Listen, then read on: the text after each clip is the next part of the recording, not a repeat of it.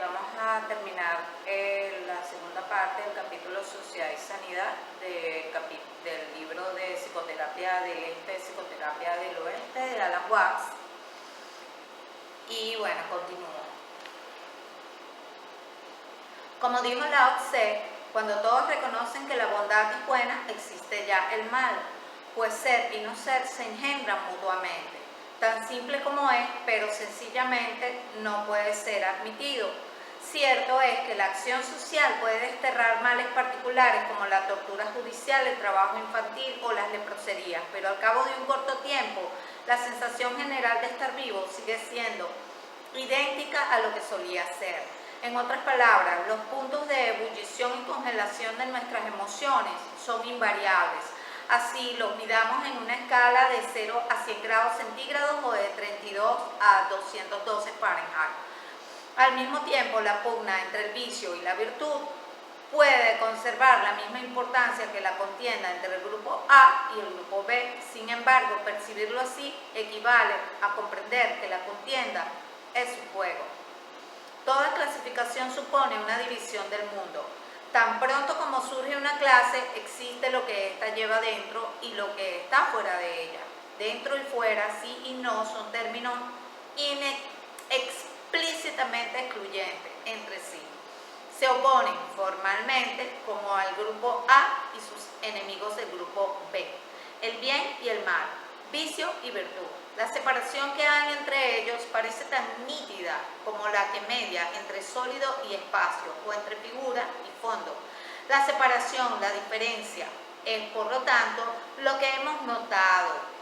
Se ajusta a la notación del lenguaje y puesto que resulta notoria y explícita deviene consciente e irreprimida. Pero también hay algo desapercibido e ignorado que no se adecúa a las posibilidades de notación del lenguaje y que, puesto que se mantiene implícito e innotado, es también inconsciente y reprimido.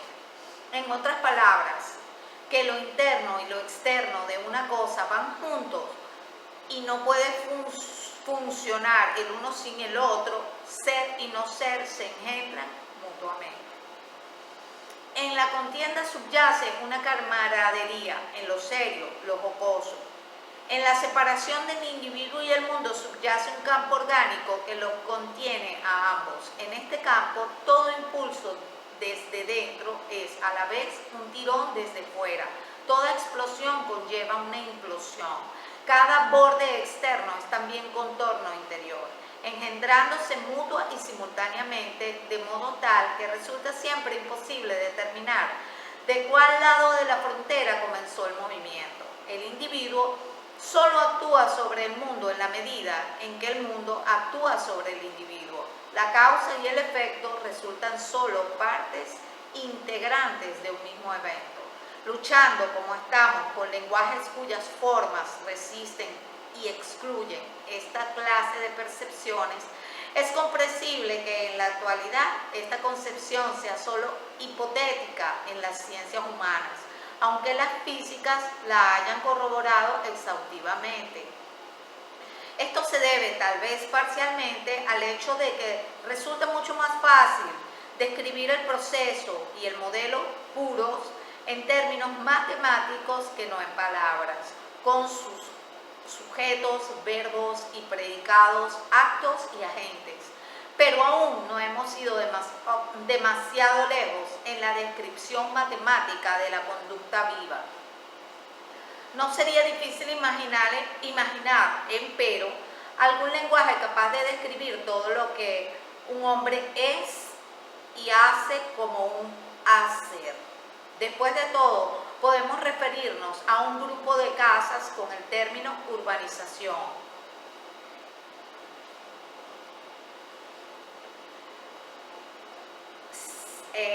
Urbanización, asterisco. El término del original inglés es housing y presenta la particularidad frecuente en este idioma de valer como sustantivo y verbo según su ubicación en la frase, cosa que en castellano es más inusual y afectada.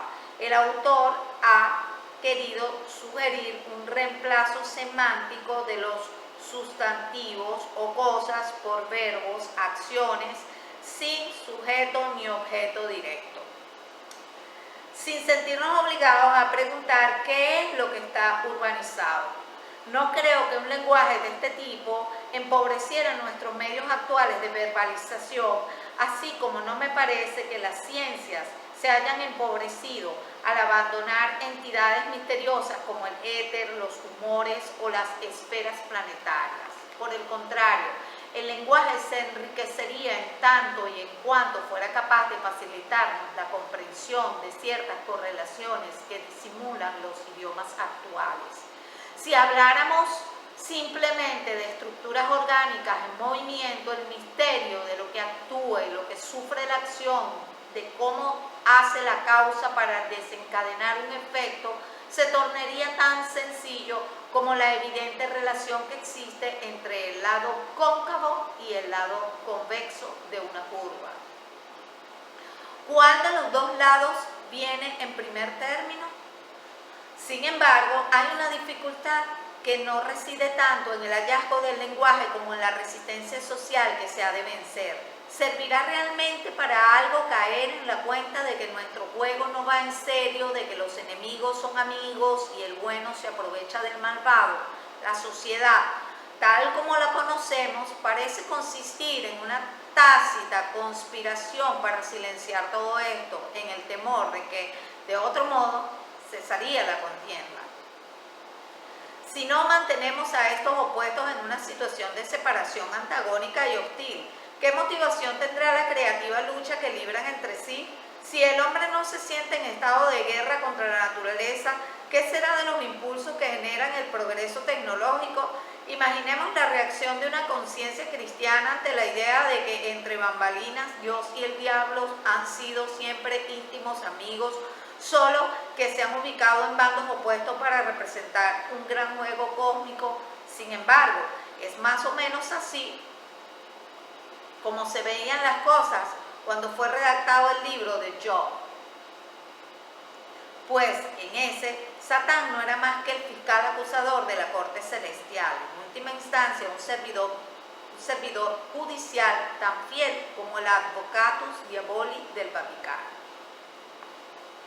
Otra nota, por cierto, me resulta difícil leer las narraciones de la última cena sin quedarme con la sensación de que Jesús ordenó a Judas que lo traicionara. El problema reside naturalmente en que, siendo los hombres simples formaciones orgánicas en acción y no agentes y actuando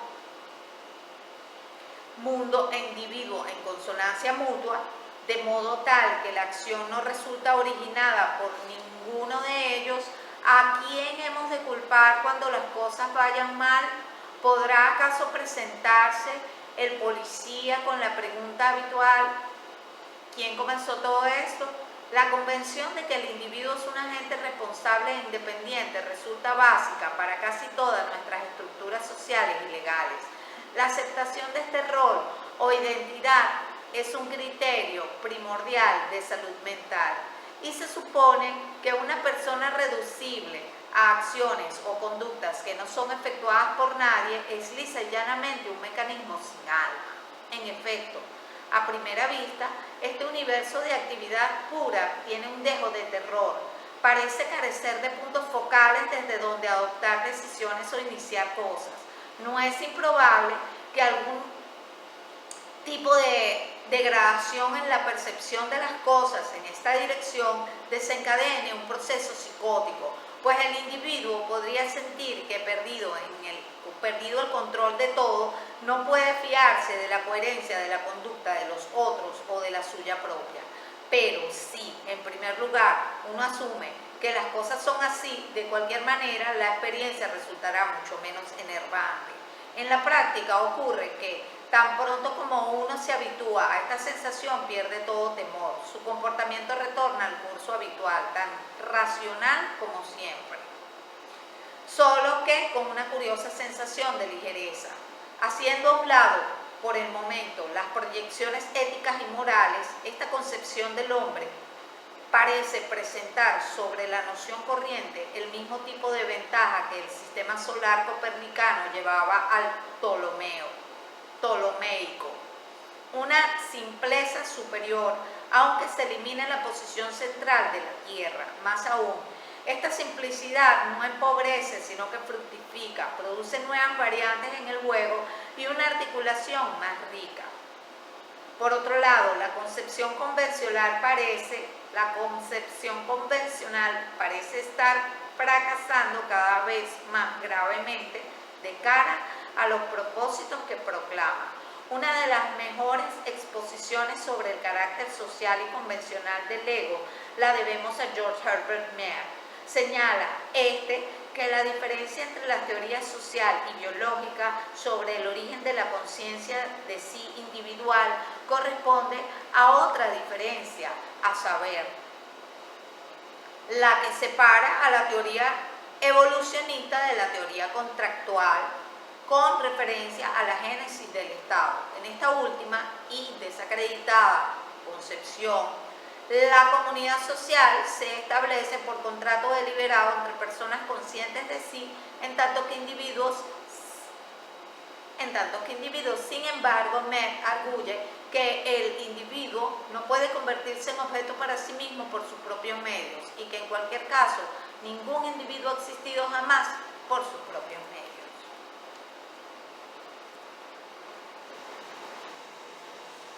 La noción de que la mente, es decir, el ego, es una dotación biológica congénita del organismo individual, no nos permite explicar su naturaleza real y de origen. Tampoco de qué clase de dotación biológica se trata, ni cómo la adquieren los organismos vivientes a cierta altura del progreso evolutivo. A continuación, demuestra que el yo o individuo biológico solo puede tomar conciencia de sí en términos del mí, aunque esto último es solo una noción de sí mismo que le ha sido transmitida por otras personas. El individuo ingresa en su propia experiencia en tanto que objeto y no ya como sujeto, y solo puede hacerlo como objeto sobre la base de relaciones e interacciones sociales por medio de sus transacciones experienciales con otros individuos en un medio ambiente social organizado. Tan solo al recibir las actitudes de los otros hacia él le es posible convertirse en objeto para sí mismo. En consecuencia, la mente o estructura psicológica del individuo no puede ser identificada con una entidad que se encuentra en el interior de su piel. Si la constitución de la mente es social, el campo o situación de una mente individual dada habrá de extenderse hasta el punto en que lo hace la actividad social o aparato de relaciones sociales que ha dado forma a dicha mente, y por lo tanto el campo de que hablamos no puede contenerse dentro de los límites epidérmicos del organismo individual. Y esta es precisamente la paradoja de esta situación. La sociedad nos inculca la idea de que la mente o ego, asterisco, una nota, el propio Mead no utiliza el término ego en este sentido, pues lo aplica al yo, más bien que al mí, pero puesto que también asocia el yo con el organismo, parece haber aquí cierta incoherencia, pues el ego es considerado casi invariablemente como algo que está en el organismo, como el conductor de un automóvil o un hombrecillo que dentro de la cabeza pensara pensamientos y viera visiones. El producto social, justamente, esta percepción del ego. Se encuentra dentro de la piel y actúa por su cuenta y riesgo al margen de la sociedad. He aquí, pues, la contradicción principal dentro de las normas del juego social. Los participantes de este juego han de jugarlo como si fueran agentes independientes, pero no deben saber que se trata de una simulación. Entre las normas está explícita la regla de que el individuo se autodetermina, pero también implícita la de que esto solo es así en el plano de las normas. En consecuencia, aunque se le define como agente independiente, no ha de serlo, por tanto, como para no someterse a las normas que lo definen. Por esto, se le considera agente en el sentido de que el grupo lo hace responsable de sus actos, de los que habrá de rendir cuentas ante el propio grupo social. Las reglas del juego otorgan independencia y la quitan al mismo tiempo, sin dejar traslucir esta contradicción. A esto se refiere Gregory Bateson cuando habla de doble vínculo. Se llama al individuo a cometer dos direcciones de acción que se excluyen mutuamente, pero al mismo tiempo se le impide todo comentario sobre esta paradoja. Lo condenan a usted si lo hace y también si no lo hace, con el agregado de que no debe enterarse de que esto es así. Bateson ha sugerido que los individuos rodeados por una simulación familiar que les impone una norma aguda de duplicidad conceptual tenderían a la esquizofrenia. Otra nota. A pesar de haber reunido buena cantidad de evidencias en favor de esta hipótesis, el mencionado autor no pretende haberla demostrado. Otras investigaciones proponen para la esquizofrenia una explicación química en términos de estado de intoxicación, pero estos dos criterios no se excluyen necesariamente. La tensión generada por una situación de duplicidad conceptual podría estar relacionada con la producción de la toxina.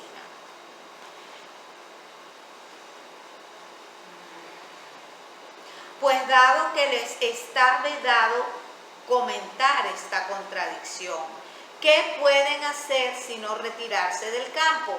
La sociedad, empero, no autoriza esta retirada. Cada individuo debe jugar el juego, como dijo Thoreau, Henry David Thoreau. Donde quiera que uno busque la soledad, habrá hombres que lo echarán fuera, obligándolo a sumarse a la desesperanzada sociedad de sus compañeros de desdicha. De modo que en su retirada el individuo ha de hacer notar que no es él quien se retira, que este alejamiento simplemente ocurre y que nada puede hacer él para evitarlo. En otras palabras, debe perder la razón y volverse loco. Pero así como el genio es pariente cercano de la locura, la retirada esquizofrénica presenta una caricatura de la liberación, y esto vale incluso como para los inquilinos de los manicomios o para el estatus particularmente neutral de los idiotas de las aldeas, tal como se advierte en la terminología del budismo zen. El hombre liberado es también un hombre sin mente, Wu-Shin, que no se percibe a sí mismo como agente, como hacedor de hechos. Esto también lo dice el Bhagavad Gita. El hombre que está unido con lo divino y conoce la verdad piensa así: nada hago yo, nada en absoluto. Pues en el ver, oír, tocar, oler, saborear, andar, dormir, respirar, hablar, arrojar, asir, abrir y cerrar los ojos, sostiene que solo los sentidos se cuidan de los objetos sensoriales. Pero en la liberación esto ya no sucede a través de una compulsión inconsciente, sino merced a la percepción de la comprensión y la quiebra del doble vínculo impuesto por la sociedad. De esta forma, uno no se sustrae al juego social, puede jugarlo mejor que nunca, pues ve claramente que se trata de un juego. La retirada esquizofrénica afecta a una minoría y tiene lugar cuando el doble vínculo impuesto por la sociedad se agregan tipos especiales de doble vínculo propios de una situación familiar específica. Otra nota. Como por ejemplo, cuando una madre requiere el amor de su hijo, pero se repliega ante las expresiones de afecto. El resto de nosotros sufre distintos grados de neurosis tolerables en la medida en que logremos olvidarnos de nosotros mismos, dejándonos absorber por hobbies, novelas detectivescas, obras sociales, programas de televisión, negocios o acciones bélicas. De ahí la ineludible conclusión de que estamos aceptando una definición de sanidad que es insana. Cuando unos problemas humanos tan persistentemente insolubles que deben remitirse a cuenta de la universal y perenne tragedia del hombre, obra del diablo o de la naturaleza o bien del propio Dios. Si lo dicho hasta este punto ha resultado inteligible, será solo parcialmente, de lo contrario el lector estaría liberado. Como ya he sugerido, la descripción de la parábola en que estamos plantea insalvables dificultades verbales, para no hablar de lo dificultosa que resultaría una descripción del verdadero campo orgánico de la vida humana. Es que estamos describiendo el problema mediante la misma estructura lingüística que nos lo ha provocado. Hemos dicho que nosotros estamos describiendo y que nos lo ha provocado, lo cual sanciona la supuesta realidad de una entidad agente que estaría detrás de las acciones o que las sufriría en su persona, caso de que provinieran de alguna otra fuente. El sentido común se subleva ante la idea de una acción desprovista de agente, así como ante una forma sin sustancia, sea esta material o mental, pero 1 más 2 igual a 3 y x menos y igual a z son enunciados inteligibles que no nos obligan a preguntar qué representan los símbolos utilizados en términos de cosas o hechos sólidos o espacios. De modo que la dificultad de la psicoterapia, así como la de la liberación, consiste en que su problemática está asociada a las instituciones sociales en cuyos términos pensamos y actuamos. Ninguna cooperación puede esperarse de un ego individual que es en sí mismo la institución social en que arraiga el problema todo. Pero estas convenciones están a la vista y no es necesario que preguntemos a la vista de quién. Están a la vista aquí, pues, como señalará William James, el vocablo yo es primariamente una expresión posicional como esto y aquí, puesto que están a la vista, son susceptibles de comentarios y esta capacidad de comentar la quiebra la duplicidad conceptual. Por un lado, instituciones sociales como el sistema lingüístico crean, o mejor dicho, traducen el mundo a sus propios términos, de modo que el mundo, la vida misma, nos parece autocontradictorio a causa de que aquellos términos se autocontradicen. Por otro lado, las instituciones sociales no inventan el mundo ex nihilo. Ellas están y son de la estructura de la naturaleza que a su vez representan o tergiversan. En cuanto a la estructura de la naturaleza, solo puede ser enunciada en términos de un lenguaje, pero puede ser mostrada en términos que, digamos, percepciones sensoriales. Una sociedad cuyo sistema numérico se reduce a 1, 2, 3, varios, no puede expresar el hecho de que tenemos 10 dedos, pero sin embargo todos los dedos están a la vista. La gente que sabe, esto es, para quienes es un hecho que las personas son egos o que el sol gira en torno a la Tierra, puede ser inducida a un comportamiento coherente con estas creencias. Así se demuestra la falacia de ciertos conceptos. Usted sabe que la Tierra es plana, pues eche a navegar en dirección recta, sin cambiar de rumbo hasta que caiga fuera del borde de este mundo. En forma similar, si usted sabe que usted mismo es un agente autónomo, haga algo decididamente autónomo, es un agente autónomo, haga algo decididamente autónomo, sea deliberadamente espontáneo y muéstreme a la gente, al agente.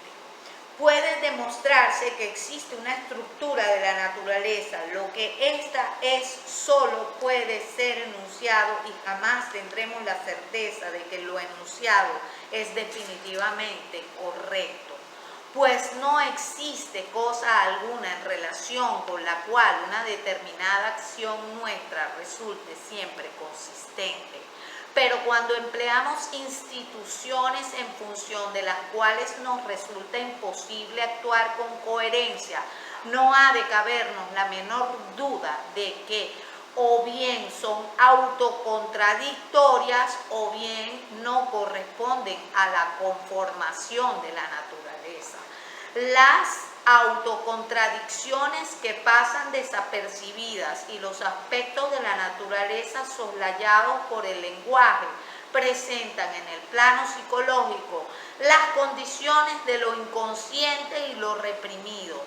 Las instituciones sociales se declaran entonces en conflicto con el fenómeno orgánico real del hombre en el mundo, y esto se expresa a través de aflicciones del organismo individual que no puede ser inconsistente consigo mismo o con la naturaleza sin dejar de existir.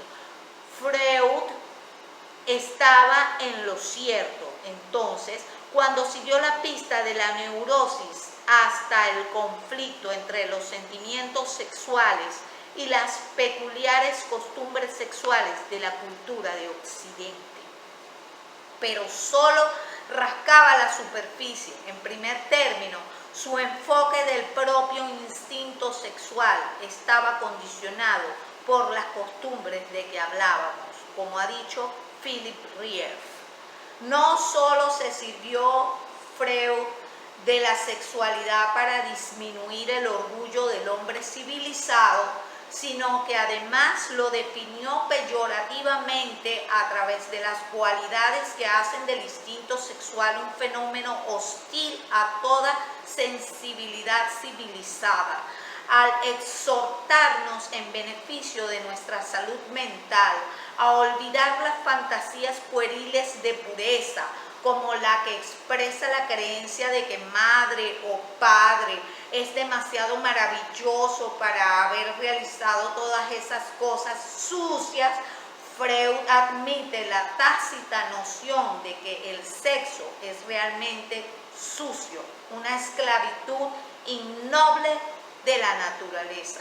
En segundo término, la interpretación freudiana del ello y su líbido como urgencias ciegas y brutales reflejaba la filosofía imperante que adjudicaba al mundo la condición básica de mera energía, especie de materia prima volátil,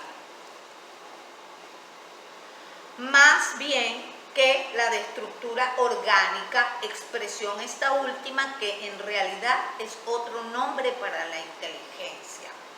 Pero lo que nuestras instituciones sociales reprimen no es solo el amor sexual, la mutualidad del hombre y la mujer, sino también el amor aún más profundo entre el organismo y el medio ambiente, entre sí y no, entre todos los llamados opuestos que representan el símbolo taoísta, Yang Yin, el pez blanco y el pez negro en su perpetuo apareamiento.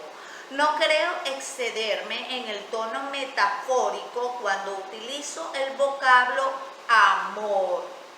para referirme a relaciones íntimas al margen de las que practican los organismos humanos.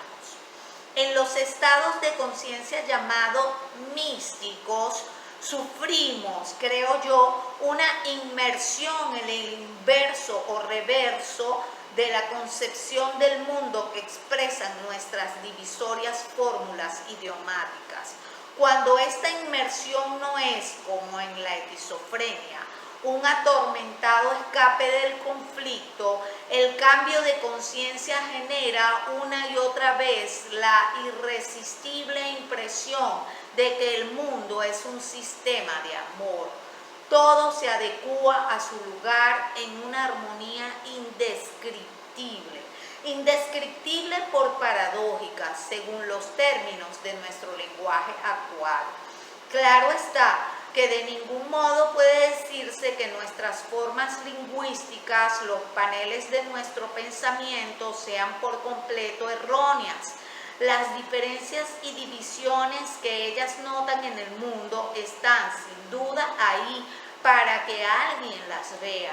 Existen sin duda ciertos fantasmas idiomáticos, pero en general las categorías del lenguaje gozan de validez para cualquier descripción del mundo dentro de su campo. Lo que el lenguaje no puede expresar adecuadamente es lo que lleva en implícito la unidad de las diferencias, la inseparabilidad lógica de la luz y la oscuridad, el sí y el no. Podemos preguntarnos si hay correspondencia entre estas implicaciones lógicas y las relaciones de carácter físico. Aparentemente, esta correspondencia existe, según se deduce de los hechos establecidos por la línea directriz de la ciencia moderna. Debemos ver a las cosas junto a la forma o espacio que está entre ellas. Y lo decía Ernst Cassirer en 1923. En la nueva concepción física no existe el concepto de un espacio en sí mismo, ni de una materia, ni de una fuerza en sí misma. Ya no reconoce al espacio, la fuerza y la materia como objetos físicos separados unos de otros, sino solamente la unidad de ciertas relaciones funcionales que reciben distintas denominaciones de acuerdo al sistema de referencia en el cual las expresamos. Aunque debemos evitar cuidadosamente las analogías caprichosas entre la física y el comportamiento humano, es indudable que ciertos principios generales son comunes a uno y a otro campo. Comparemos lo dicho por Cassirer con Gardner Murphy. Hace mucho tiempo que creo que la naturaleza humana es una interacción de lo que está dentro de la piel y lo que es exterior a ella, que no es decididamente algo contenido en nosotros, sino nuestra manera de ser uno con nuestros congéneres y con nuestro mundo. He llamado a esto teoría del campo. A las formas de la liberación les concierne, por supuesto, la tarea de hacer de esta así llamada conciencia mística una conciencia cotidiana normal. Pero estoy cada vez más persuadido de que lo que sucede en aquellas disciplinas al margen del lenguaje en que se lo describe no pertenece al reino de lo sobrenatural ni al de lo metafísico en el sentido habitual. Nada tiene que ver con percepciones de algo más que el mundo físico. Por el contrario, es la clara concepción de este mundo en tanto que campo. Esta percepción no tiene solo un plano teórico, pues la sentimos con la misma claridad con que sentimos, por ejemplo, que yo soy un sujeto pensante más allá y aparte de mis pensamientos, o que las estrellas están absolutamente separadas del espacio y entre sí. Para esta concepción, las diferencias mundanas no se deben a objetos aislados que chocan entre sí conflictivamente, sino a expresiones de polaridad. Los opuestos y las diferencias implican algo en común. Como ocurre con las dos caras de una moneda, no se enfrentan como desconocidos hostiles. Su tono afectivo es el amor y no ya el odio ni el temor, cuando esta realidad de las cosas se percibe intensamente. Esta es, sin duda, la mentalidad que requeriría una psicoterapia efectiva.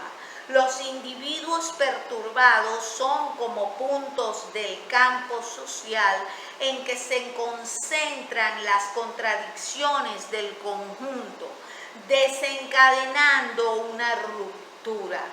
De nada serviría que las contradicciones que los atormentan caigan en manos del representante oficial, entre paréntesis, el psiquiatra, de un sistema enfermizo de instituciones que no hará más que acentuar los factores contradictorios. La sociedad de los hombres con otros hombres y la sociedad ecológica más grande que comprende a los hombres y a la naturaleza, aunque representan explícitamente una lucha, contienen implícitamente un campo: acuerdo, relatividad, juego. Las reglas del juego son convenciones, esto es, también acuerdos. Nos es grato concordar en que somos diferentes unos de otros, siempre que no ignoremos el hecho de que hemos acordado diferir. No hemos diferido en este concordato que es la creación de la sociedad por medio de un contrato deliberado entre partidos originariamente distintos. Además, aunque deba existir una batalla, será también necesario un campo de batalla. Cuando los contendientes adviertan esto, de verdad representarán no ya una guerra, sino solo una danza guerrera.